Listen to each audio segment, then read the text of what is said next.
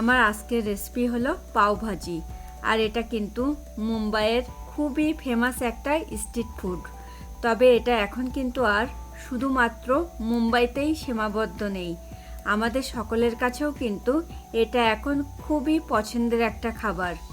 এই পাওভাজিটা আমরা কিন্তু অ্যাজ এ ব্রেকফাস্ট কিংবা ডিনার হিসেবেও সার্ভ করতে পারি। আর এটা বানানোও কিন্তু ভীষণই সহজ। আজকে আমি কিন্তু আপনাদেরকে মুম্বাইয়ের সেই স্ট্রিট ফুডের স্টাইলে এটা বানিয়ে দেখাবো। ফ্রেন্ডস, আমি মৌসুমি আর আপনারা দেখছেন আমার cooking channel Mousumi's cuisine in USA. আশা করি আমার আজকের রেসিপিটা আপনারা লাইক করবেন। So please stay tune. Pav bhaji বানানোর জন্য প্রথমে আমি কিন্তু ভেজিটেবলসগুলোকে সেদ্ধ করে নেব। তার জন্য আমি একটা সসপ্যানে দিয়ে দিলাম পরিমাণ মতো জল। এরপরে আমি এখানে দিয়ে দিচ্ছি 2 টুকরো করে কাটা মিডিয়াম সাইজের 2টো আলু। এখন আমি এটাকে ঢেকে দিলাম, তাতে করে কিন্তু জলটা দ্রুত ফুটে উঠবে। আপনারা যদি ভেজিটেবলসগুলোকে চটজলদি সেদ্ধ করতে চান সেক্ষেত্রে কিন্তু প্রেসার কুকারও ইউজ করতে পারেন।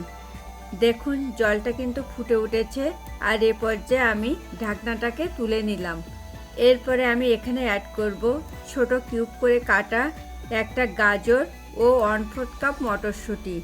আবারও আমি এটাকে ঢেকে দেব যতক্ষণ না ভেজিটেবলসগুলো 100% কুক হচ্ছে।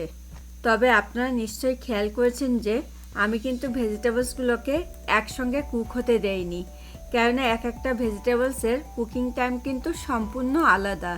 এবার আমি একটু চেক করে দেখব ভেজিটেবলসগুলো 100% কুক হয়েছে কিনা।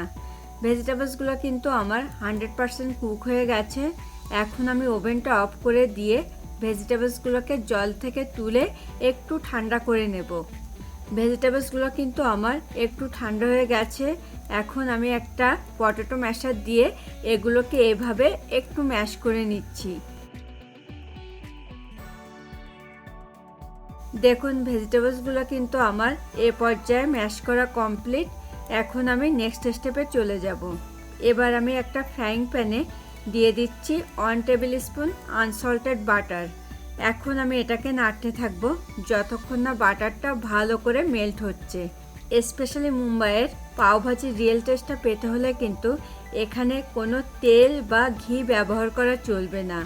আর আমি এখানে কিন্তু আনসল্টেড বাটারটা নিয়েছি, তাতে করে কিন্তু সল্টটাকে অ্যাডজাস্ট করে নিতে খুব সুবিধে হবে। দেখুন বাটারটা কিন্তু মেল্ট হয়ে গেছে। আর এ পর্যায়ে আমি এখানে অ্যাড করছি বিগ সাইজের একটা কুচানো পেঁয়াজ। এরপরে আমি এটাকে নাড়তে থাকবো যতক্ষণ না পেঁয়াজগুলোতে হালকা গোল্ডেন কালারটা চলে আসছে। দেখুন পেঁয়াজগুলোতে কিন্তু হালকা গোল্ডেন কালারটা চলে এসেছে। আর এই পর্যায়ে আমি এখানে অ্যাড করছি ছোট কিউব করে কাটা 1/2 কাপ গ্রিন বেল পেপার, ছোট কিউব করে কাটা 1/2 cup red bell pepper, slice করে কাটা একটা টমেটো, 1 টিস্পুন কাশ্মীর লঙ্কার গুঁড়ো ও স্বাদ মতো নুন। এবার আমি এগুলোকে কন্টিনিউয়াসলি নাড়তে থাকবো যতক্ষণ না এগুলো একটু সফট হচ্ছে। আর বেল পেপার বা ক্যাপসিকামটা কিন্তু পাওভাজির কোর ইনগ্রিডিয়েন্টসের ভেতরে একটা, তাই এটাকে কিন্তু কোনোভাবেই স্কিপ করা চলবে না যদি পাওভাজির রিয়েল টেস্টটা পেতে চান।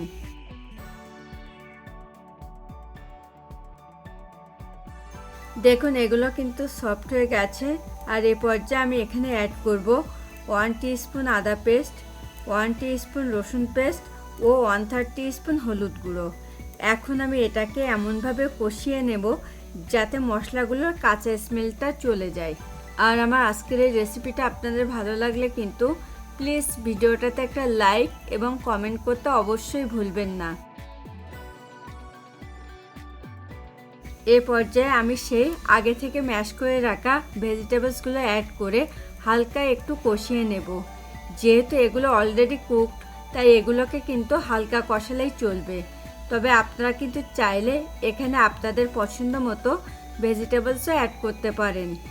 এরপরে আমি এখানে পরিমাণ মতো জল অ্যাড করে সব কিছুর সঙ্গে খুব ভালো করে মিশিয়ে নিচ্ছি। যেহেতু এগুলো অলরেডি কুকড তাই আপনারা যেমন গ্রেভি রাখতে চান সেই বুঝে কিন্তু এখানে জলটা অ্যাড করতে হবে।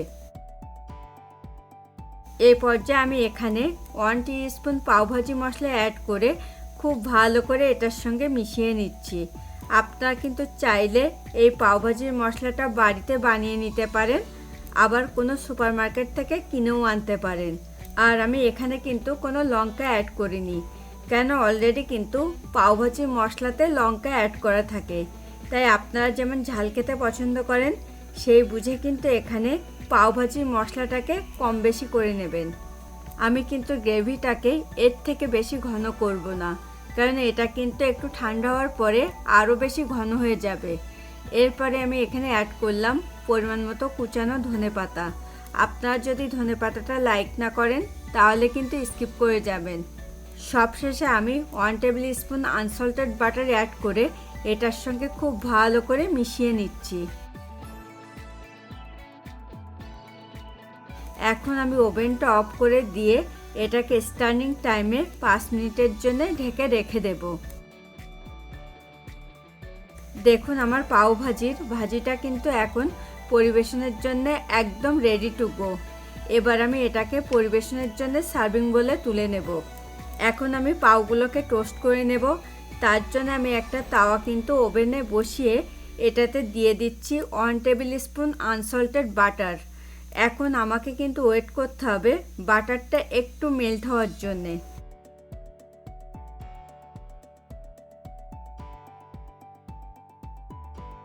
দেখুন বাটারটা কিন্তু মেল্ট হয়ে গেছে।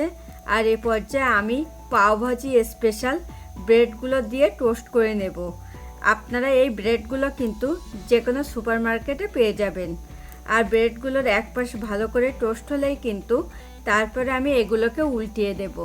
ব্রেডগুলোর এক পাশ কিন্তু ভালো করে টোস্ট হয়ে গেছে, তার জন্য আমি এগুলোকে উল্টিয়ে দিচ্ছি যাতে অপর পিঠটাও পারফেক্টলি টোস্ট হয়। আর দেখলেন তো আমি এই রেসিপিতে কিন্তু কোনো ঘি বা তেল ব্যবহার করিনি। দেখুন আমার ব্রেডগুলো কিন্তু পারফেক্টলি টোস্ট হয়ে গেছে।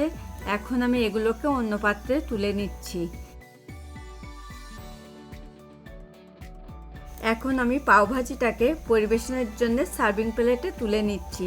আর দেখলেন তো এটা কত সহজে বাড়িতে বানিয়ে ফেলা যায়। আর তাছাড়া তৈরি হয়ে গেল মুম্বাইয়ের famous street food pav bhaji. Friends, আপনারা যারা প্রথম আমার চ্যানেলটাতে ভিজিট করছেন প্লিজ আমার চ্যানেলটাকে সাবস্ক্রাইব করুন। খুব তাড়াতাড়ি আবার দেখা হবে নতুন কোনো রেসিপি নিয়ে। Thanks for watching this video.